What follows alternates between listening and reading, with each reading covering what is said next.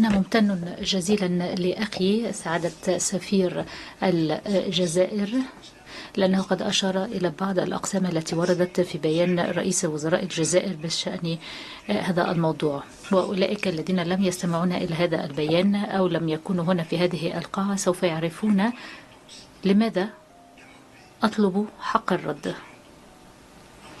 باسم بلادي. لأنه ما الذي فعله سعادة سفير الجزائر؟ لأنه أكد مرة أخرى بعدوانية شديدة وبالمزيد من التفاصيل، وهذا لا أحسن. هذا أحسن بالنسبة للمجتمع الدولي، لأن المجتمع الدولي سوف يعرف لماذا قالت المغرب ذلك، لماذا تم الإشارة إلى الجزائر 20 مرة. لأنه كل يوم على هذه الأرض أنتم تقومون بتدريب الانفصاليين من جبهة البوليساريو لأكثر من نصف عقد، تقومون باحتضان الإرهابيين والميليشيات منذ نصف قرن. كل يوم تتركونهم يعبرون حدودكم حتى يأتون ليهاجموننا. هناك الآلاف من الموتى المغربيين بسببكم أنتم سعادة السفير. أنتم تسببتم في الكثير من المعاناة، وذلك يسري أيضا على الأجانب الذين قتلوا.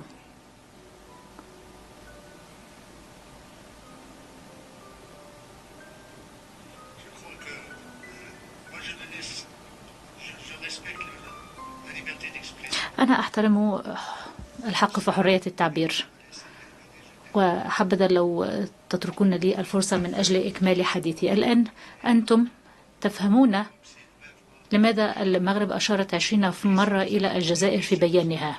سعادة سفير الجزائر، أنت طرحت سؤالا وقلت لماذا نشير إلى الجزائر دون البلدان الأخرى. نحن نفعل ذلك لأننا هنا في محفل للقانون. نحن هنا في محفل من حق كل دولة فيه أن تقول ما يحلو لها، بالطبع مع احترام الآخر ومع احترام الوقائع التي أشرت إليها. وهذه الوقائع ليس من المفترض أن تجرحكم. الرئيس مقاطعا الكلمة للجزائر نقطة نظام.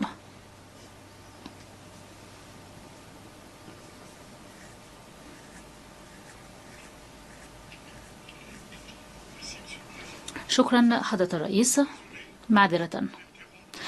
معذرة لأنني أقاطع الزميل الموقر من المغرب، ولكن كرئيس هل لك أن تطلب إليه أن يتحدث وأن يتوجه إليك أنت بالحديث ولا يتوجه إلي أنا بالحديث خلال هذه الجلسة؟ شكرا.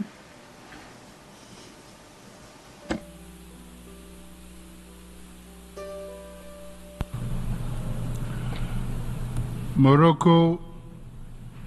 الكلمة للمغرب. سوف يواصل سعادة ممثل المغرب المداخلة الثانية، وحبذا لو تخاطب الرئيس. تفضل. شكرا حضرة الرئيس. نعم، سوف أفعل ذلك، ويسعدني أن أتحدث عن هذا النحو. أنا هنا أعلق عن بعض الأمور الخاطئة التي أشار إليها الزميل من الجزائر ووجهها إلى وفد بلادي، وبالطبع إذا أراد أن لا أخاطبه هو فإنني سوف أخاطب الجزائر. إذن لماذا يتحدث المغرب عن الجزائر وليس الدول الأخرى التي تحدثت عن الحق في تقرير المصير؟ السبب ببساطة حضرة الرئيس أننا نعتقد في مبدأ حرية التعبير. نحن هنا في محفل للقانون الدولي، وكل دولة هنا يمكن أن تقول ما يحلو لها. ولكن لماذا نخاطب الجزائر؟ لأن الجزائر هي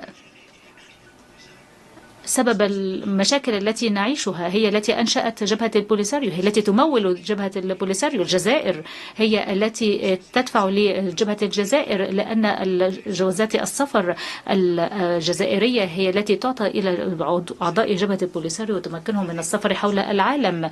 وفي الجزائر هناك المخيمات، والجزائريون وجبهة البوليساريو هم الذين يقومون بالاستيلاء على المساعدات الإنسانية. لذا نحن نخاطب الجزائر. الدول الأخرى لا تمول أموال جبهة البوليساريو، لا تقدم لهم تأشيرات أو جوازات السفر. نحن نتفق مع هذه الدول ولكننا نحترم المواقف الخاصة بهم، نحاول أن نتحاور معهم. وهناك العشرات والعشرات من الدول التي لم تعد تقر بجبهة البوليساريو، لم تعد تؤيد جبهة البوليساريو، قد أغلقت السفارات التي افتتحت.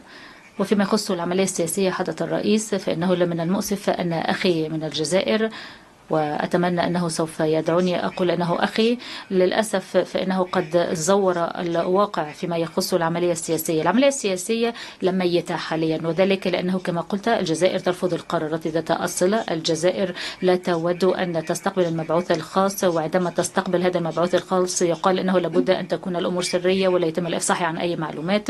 والجزائر لا تود أن تحتل مقعدا على طاولة المفاوضات والمحادثات. الرئيس مقاطعا: أرجو من سعادة ممثل المغرب أن يختتم حديثه لأن ال5 دقائق قد انتهت. حسنا، سوف أتوقف عند هذا الحد حضرة الرئيس.